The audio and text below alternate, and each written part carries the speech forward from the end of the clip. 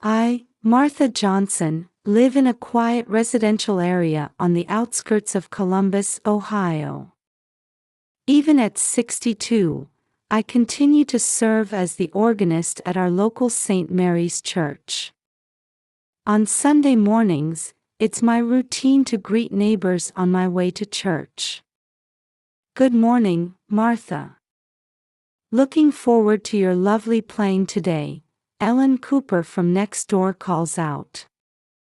Thank you, Ellen. I've prepared something special for today, I reply with an inward smile. Music is my life, and playing at church is a precious bond with the people in this town. When I return home, my daughter Sarah, 35, is preparing breakfast in the kitchen. Welcome back, Mom.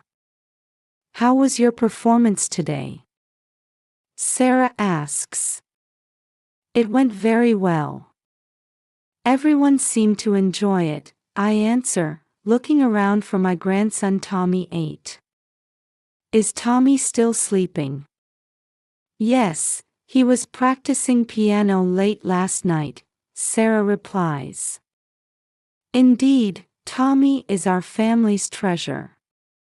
Despite losing his sight in an accident at the age of 2, he possesses an astonishing musical talent. Every time I hear his piano playing, my heart fills with warmth. Sarah's husband, John, 37, comes down the stairs. Good morning, everyone. Martha, how was your performance today? It was wonderful, John, I reply, watching the happy faces of my family. However, I don't miss the occasional shadows that cross Sarah and John's expressions. Are they remembering Tommy's accident? At breakfast time, Tommy finally wakes up. Good morning, Grandma, he smiles at me. His smile is as bright as the sun, lighting up the whole room. Good morning, Tommy. How was your piano practice yesterday? I ask, and Tommy's face lights up. It was great. I can play the new piece much better now, he answers happily. Our daily lives revolve around Tommy's music. The neighbors also recognize Tommy's talent and often offer words of encouragement. Just the other day, when I met Mrs. Richardson at the supermarket, she said, Martha, I'm looking forward to Tommy's recital. That child's talent is truly special. Indeed, Tommy's talent is special. But more than that, what I'm proud of is his positive attitude and willingness to work hard. Despite losing his sight, he never gives up and puts his all into music. This attitude gives courage and hope not only to our family but to the people in this community. At night, the sound of Tommy playing the piano echoes throughout the house. As I listen to the beautiful melody, I think about his future. Surely, a wonderful life awaits him. Believing this, I vow to continue supporting him.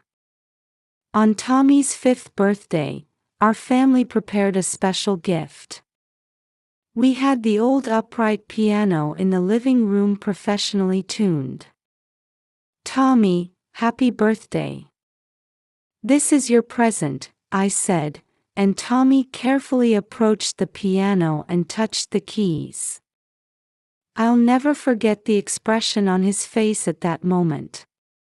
It was a radiant look, a mixture of curiosity and joy, as if he had discovered a new world. Grandma, is this a real piano? For me? Tommy asked excitedly. Yes, Tommy.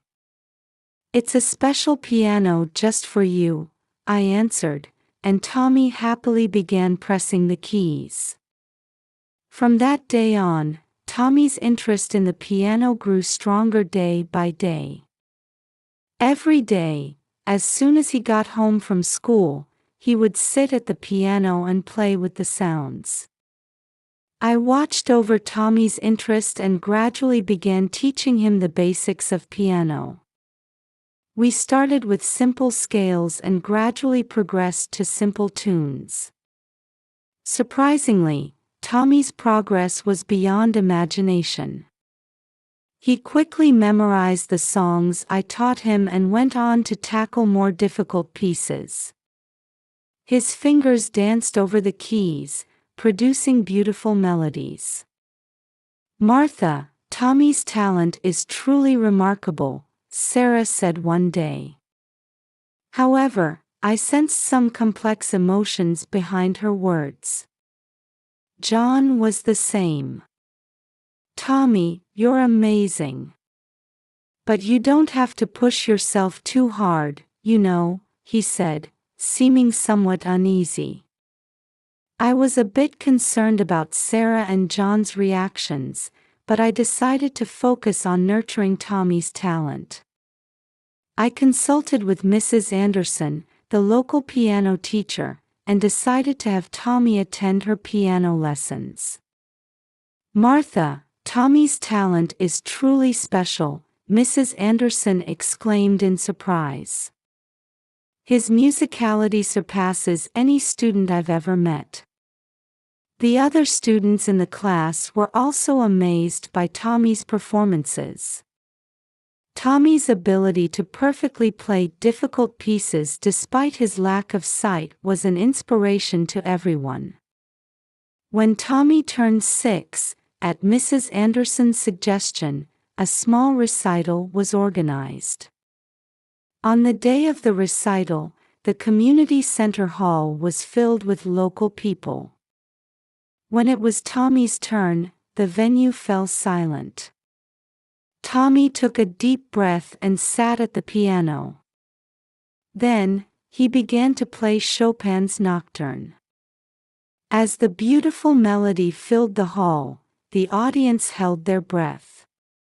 When the performance ended, the venue erupted in applause. Many people stood up, applauding Tommy with tears in their eyes. "Martha, your grandson is a genius," Mrs. Cooper, who was sitting next to me, said excitedly. "I've never seen a child with such wonderful talent before." After the recital, many people began talking about Tommy.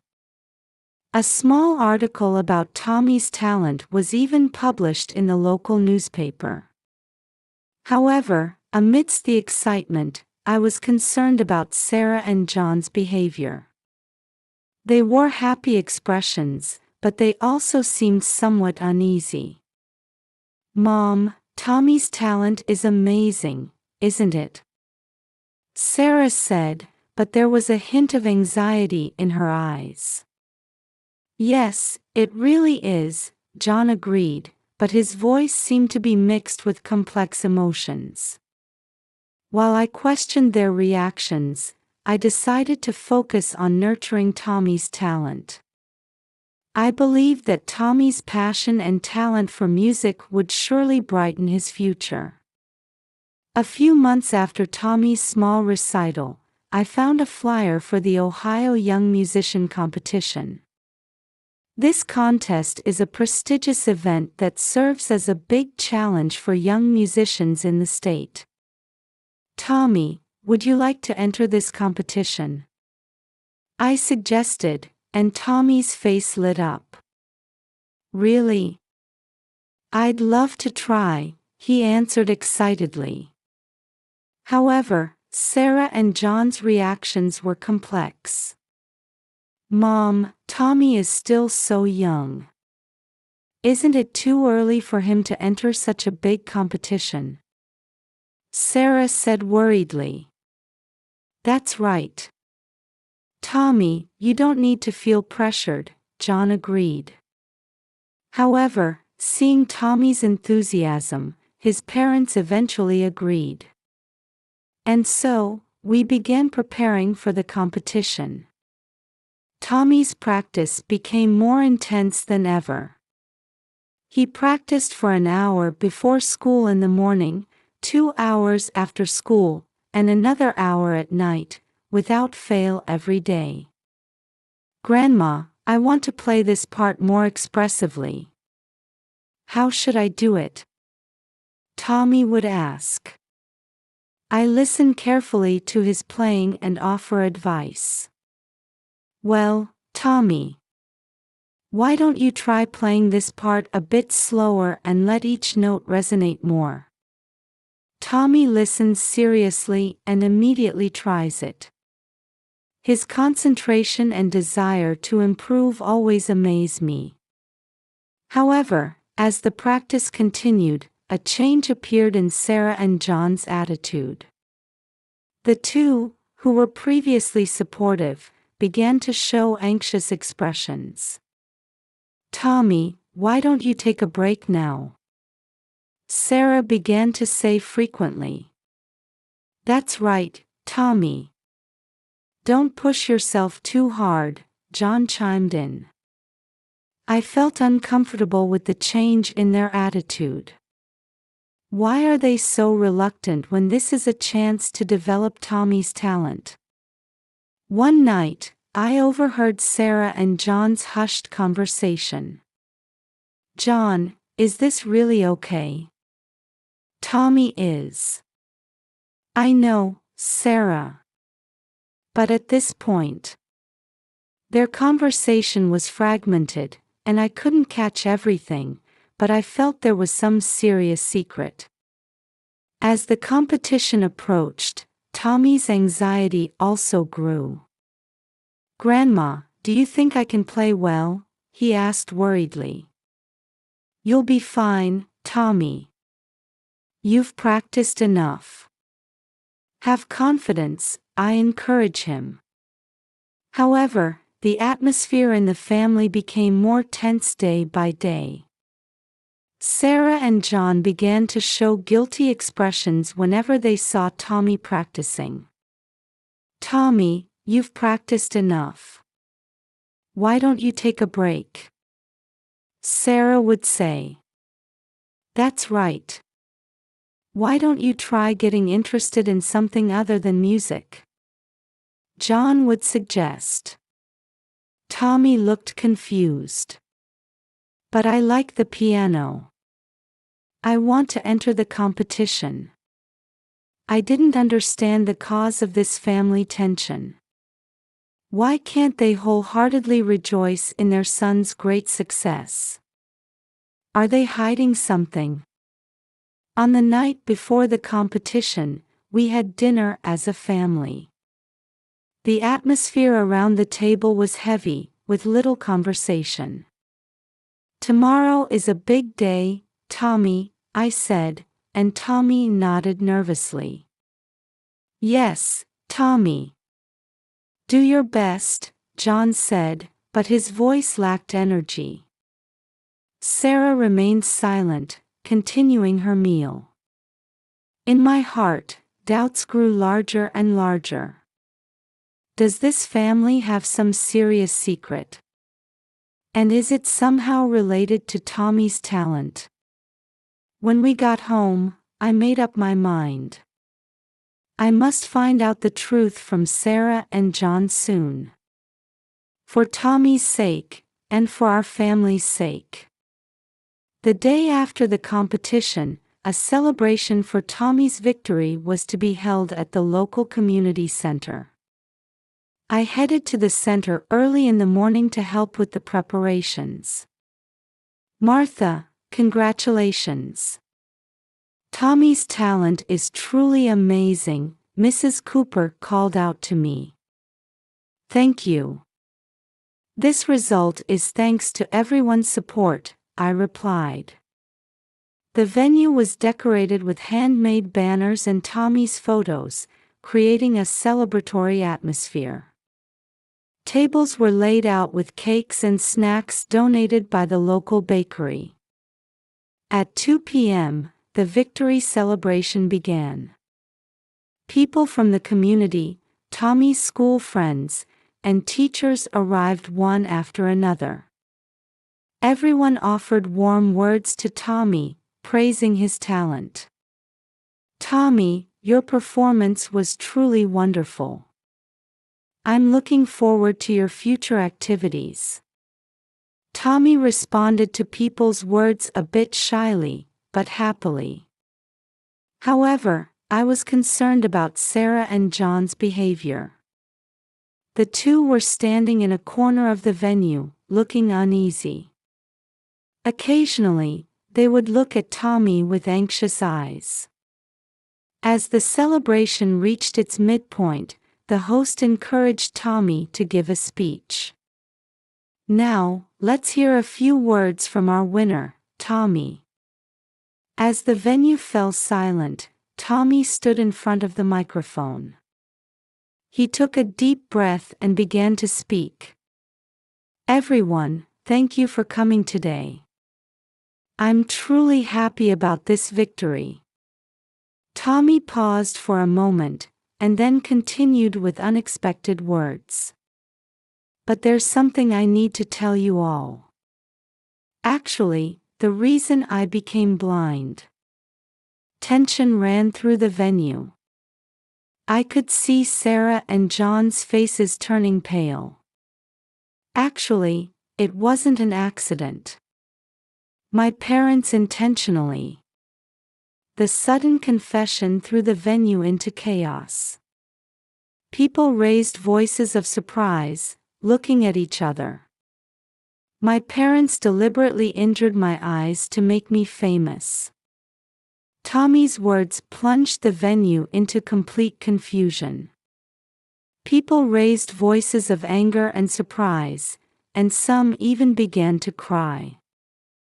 I was in a state of shock, looking at Sarah and John. The two were pale-faced and trembling. Suddenly, Sarah cried out, "No. That's not." However, her words were drowned out by the commotion in the venue. The next moment, I saw Sarah and John running towards the exit of the venue. Instinctively, I stood in their way. "Wait. Running away won't solve anything." At my voice, the two stopped. Sarah collapsed in tears, and John stood dazed. At that time, someone seemed to have called the police, as the sound of sirens could be heard. The police arrived and began to assess the situation. The officers are trying to calm the chaotic venue. "Everyone, please calm down. We'll hear the details of the situation," a police officer raised his voice. Tommy quietly approached the police officer and began to tell his story. Sarah and John, accompanied by another police officer, are being questioned in a corner of the venue. I stood by Tommy's side and put my arm around his shoulders. "It's okay, Tommy. No one will hurt you anymore." Tommy nodded slightly and leaned against me. A heavy atmosphere hangs over the venue. People are watching the development of the situation with expressions mixing surprise, sadness, and anger. Mrs. Cooper approached me. "Martha, it must have been hard. Is there anything I can do to help?"